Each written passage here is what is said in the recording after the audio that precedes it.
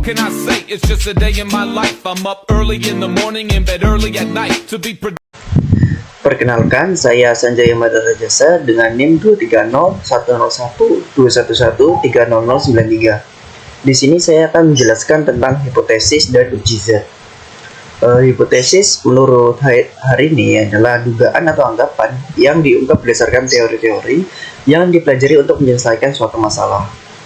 Ada dua jenis hipotesis, yaitu hipotesis nol yang merupakan dugaan atau anggapan awal, dan yang kedua adalah dugaan yang diperlukan untuk menyanggah dugaan awal, disebut hipotesis alternatif.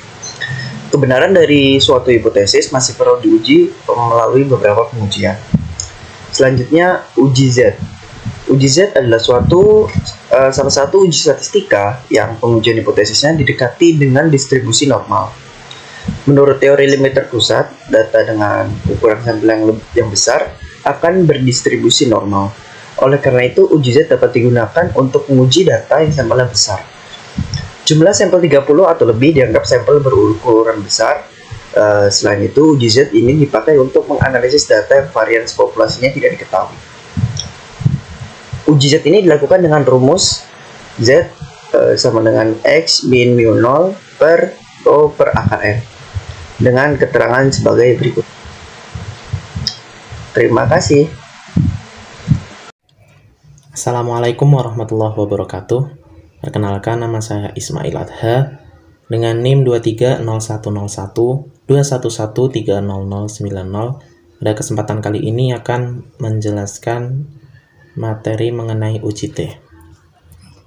Uji T menurut Manik 2017 merupakan uji yang digunakan untuk mengetahui signifikansi kontribusi antara masing-masing variabel bebas terhadap variabel terikat.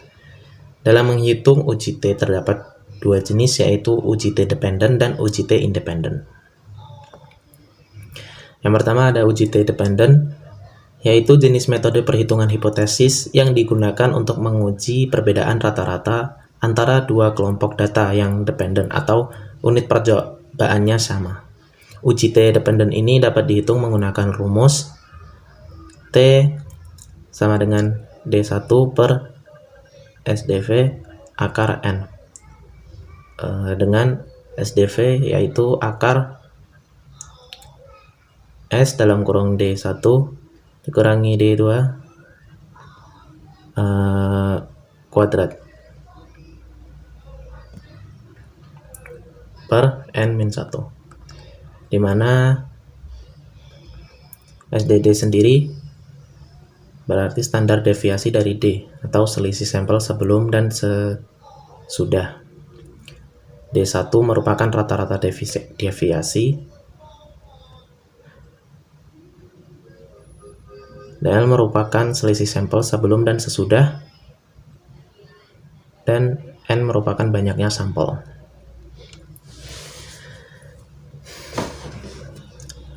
Lalu ada uji T independent. Uji T independent merupakan uji T dua sampel, yaitu uji T yang digunakan untuk menguji kesamaan rata-rata dari dua populasi yang bersifat independen. Independen maksudnya adalah populasi yang satu tidak dipengaruhi atau tidak berhubungan dengan populasi yang lain. Dalam melakukan uji T independen sering dijumpai dua kasus, yaitu varian sama dan varian berbeda. Untuk mencari varian yaitu dengan membandingkan F hitung dengan F tabel. F hitung dicari dengan membagi kuadrat standar deviasi 1 dengan standar deviasi 2. F tabel sendiri dicari dengan pembilangnya yaitu N1 dari populasi 1 dan penyebutnya dari N2.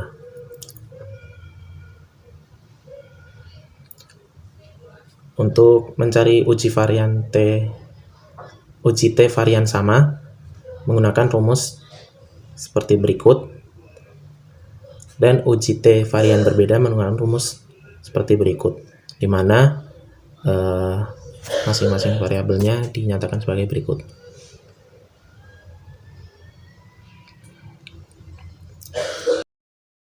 Perkenalkan, saya Rosian Latifa dengan NIM 2301 0121 13 0123 dari Peternakan B kelompok 8. Di sini kita masuk uji Z dua pihak. Kita langsung masuk saja ke contoh soalnya. Sebuah peternakan sapi A menyatakan memiliki rata-rata bobot sapi seberat 600 kg dengan simpanan bakunya 120 kg. Setelah 5 bulan, konsumen meragukan bobot sapi tersebut. Guna meyakinkan keabsahan hipotesis itu, seorang peneliti mengambil sampel acak 100 ekor sapi, dan ternyata diperoleh bahwa rata-rata bobot sapi 615 kg. Dengan standar deviasinya tetap. Apakah bobot sapi sebaik dengan bobot sapi yang dinyatakan oleh peternak atau sebaliknya dan dengan taraf signifikasinya sebesar 5%? Nah, diketahuinya dari soal ada X-bar atau rata-ratanya yang diteliti oleh peneliti itu 615 kg. Terus mu0 yaitu hipotesisnya ada 600 kg, ada To itu 120 kg, To itu simpanan bakunya. Dan N yang diteliti itu 100 ekor. Dan taraf signifikasinya 5%. Dan yang ditanyakan adalah bobot badan sapi, apakah sebaik dengan bobot sapi yang dinyatakan oleh peternak? Dan kita jawab, yang pertama kita mencari Z hitungnya. Z hitung itu rumusnya X bar min mu0 per To per akar dari N. Untuk X barnya tadi 615, dikurangi mu0-nya 600, per To-nya itu 120, per akar dari N itu akar 100. Jadi, 15 per 120 per 10. Jadi 15 per 12 itu 1,25. Dan kedua kita mencari Z tabelnya. Z tabel itu rumusnya Z setengah alfa. Z setengah kali 0,05.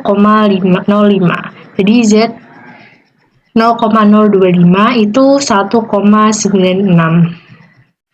Dan untuk kesimpulannya, jika Z hitung kurang dari Z tabel, tadi Z hitungnya 1,25 dan Z tabelnya itu 1,960. Jadi Z hitung itu kurang dari Z tabel, maka terima H0. Jadi rata-rata bobot badan sapi sama dengan yang dinyatakan oleh peternak, yakni 600 kg. Sekian, terima kasih. Assalamualaikum warahmatullahi wabarakatuh. Saya Muhammad Raihan Ardiansyah dengan NIM 2301012113016. Di sini saya akan menjelaskan soal atau contoh soal dari uji satu pihak. Berikut adalah soalnya. Yang pertama, seorang importir telah mengimpor sejumlah sepatu merek berbeda, yaitu merek Italiano dan Aldo. Importir tersebut ingin mengetahui ada atau tidak perbedaannya antara usia rata-rata kedua merek tersebut. Secara random dipilih masing-masing 50 pasang sepatu dan setelah diadakan pengukuran secara seksama, ternyata umur rata-rata sepatu merek Italiano adalah 1248 hari dengan deviasi standar 80 hari. Sedangkan umur rata-rata sepatu merek Aldo adalah 1208 hari dengan deviasi standar 94 hari. Apakah importir tersebut yakin bahwa usia rata-rata kedua merek sepatu tersebut di atasnya berbeda? Gunakan alfa sama dengan 1%. Diketahui sebagai berikut, sebagaimana dapat kalian lihat. Yang ditanya adalah, apakah importir tersebut yakin bahwa usia rata-rata kedua merek sepatu di atas nyata berbeda? Jawabnya adalah sebagai berikut. Terdapat daerah kritis atau daerah penolakan HO. ZH lebih kecil dari min 1,96 atau ZH lebih besar dari 1,96. Berikut adalah grafiknya. Daerah penerimaan HO, syarat min 1,96 Lebih kecil sama dengan ZH, lebih besar sama dengan 1,96. ZH masuk daerah penerimaan sehingga HO diterima. Kesimpulannya, usia rata-rata sepatu merek Italiano sama dengan usia rata-rata sepatu merek Aldo. Yang kedua, pemerintah terus-menerus berusaha menjaga kesehatan sektor perbankan pada tahun 2003. Diharapkan 50% dari jumlah bank sudah sehat dan mempunyai keuntungan. Untuk melihat kinerja bank tersebut, majalah Infobank mengambil sampel 60 bank dan hasilnya 35% bank sudah sehat. Dengan tarafnya 5%. Apakah harapan pemerintah tersebut sudah terwujud? Diketahui sebagai berikut sebagaimana dapat kalian lihat. 50% dari jumlah bank sudah sehat dan mempunyai keuntungan. Belum ada 50% dari jumlah bank sudah sehat dan mempunyai keuntungan.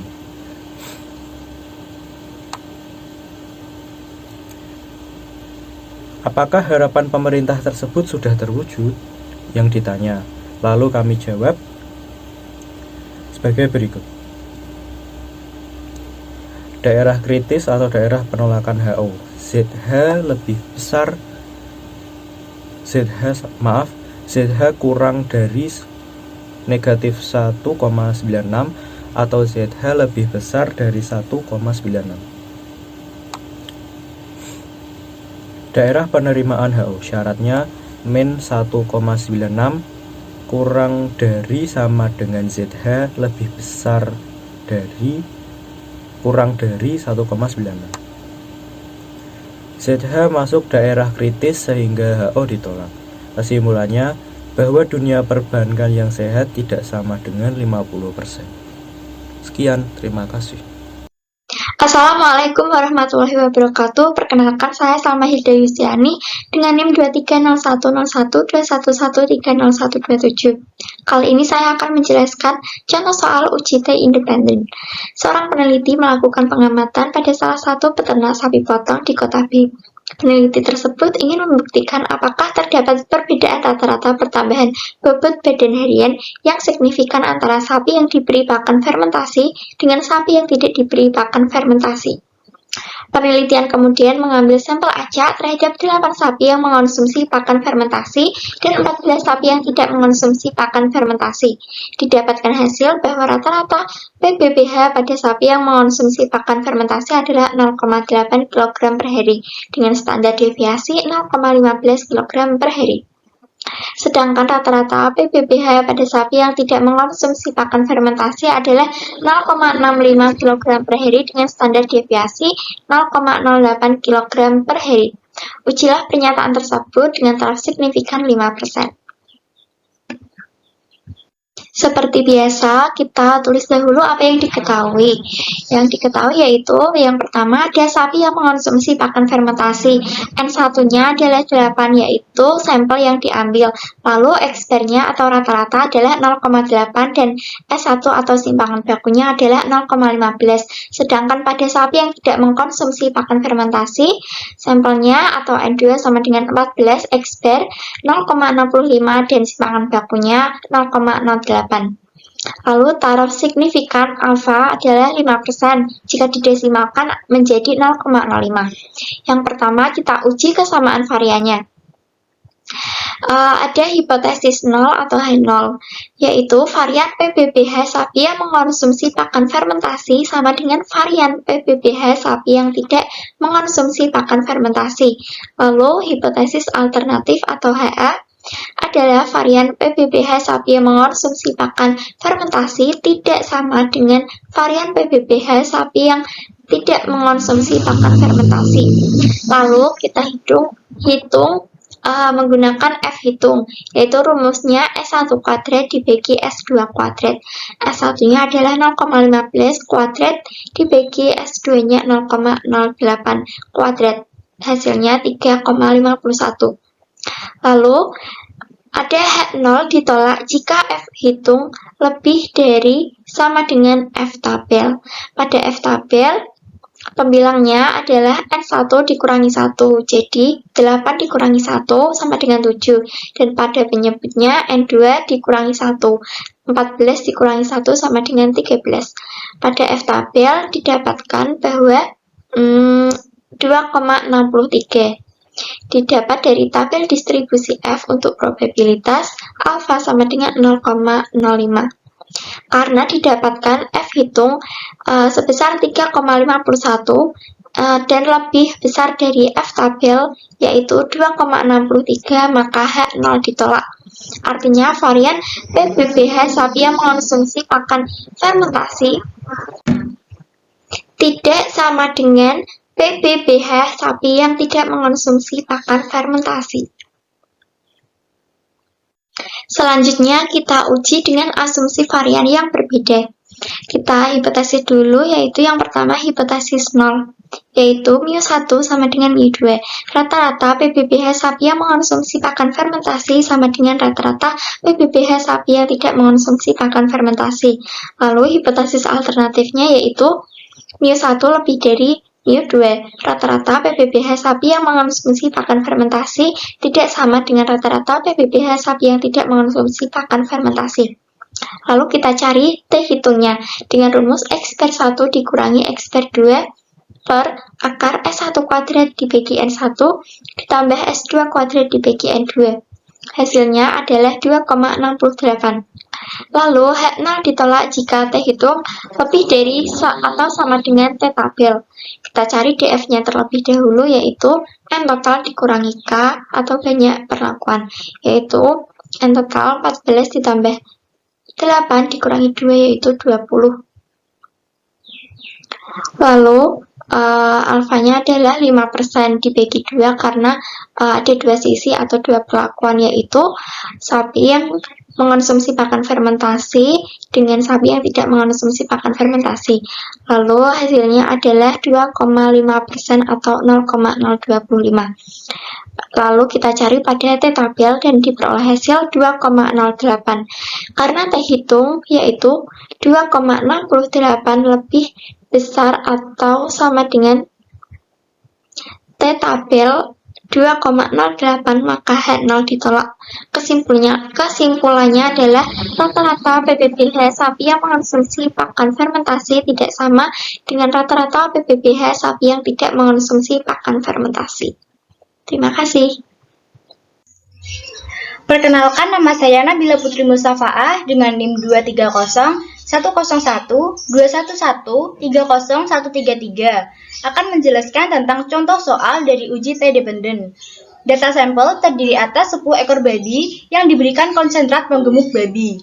Babi tersebut dihitung PBBH dari sebelum pemberian konsentrat penggemuk babi selama 20 hari dan 20 hari kemudian baru diberikan konsentrat dan dihitung PBBH-nya. Seorang peternak dan ahli gizi hewan ingin mengetahui apakah pemberian konsentrat penggemuk babi tersebut efektif untuk menaikkan PBBH babi dengan alfa sebesar 5%. Adapun data dari hasil pengukuran ditampilkan dalam tabel.